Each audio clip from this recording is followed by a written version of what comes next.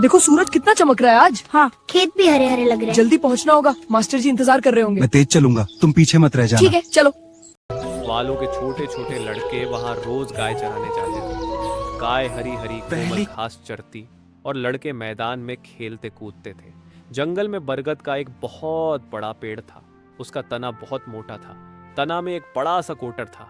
लड़के अपने खाने की पोटलियां उस कोटर में रखते थे।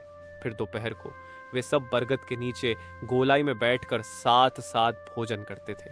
एक दिन एक भूखी लोमड़ी गांव के पास वाले जंगल में आ पहुंची तो उसे खाने की सुगंध आई।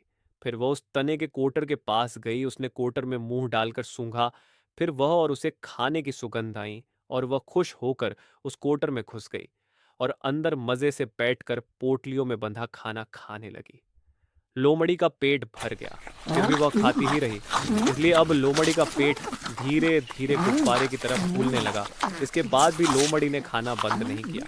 उसका पेट फूलता ही गया। अंत में सारा खाना खत्म हो गया। लोमड़ी ने सोचा यहाँ से निकलकर भाग जाना चाहिए। लोमड़ी कोटर से बाहर निकलने लगी तो उसका सिर और छाती तक का हिस्सा तो कोटर से बाहर निकल गया, लेकिन गुब्बारे की तरह फूला हुआ उसका पेट बाहर नहीं निकल सका।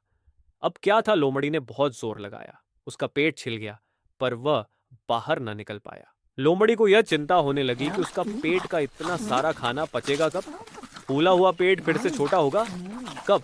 और फिर इस कोटर में से मैं बाहर निकलूंगा कब? इतने में दोपहर हो गई। लड़कों ने खेल बंद किया। उन्हें बहुत जोर की भूख लगी थी। सब लड़के बरगद पेड़ की ओर दौड़े चले आए। यहां आकर देखा तो कोटर में तो लोमड़ी था।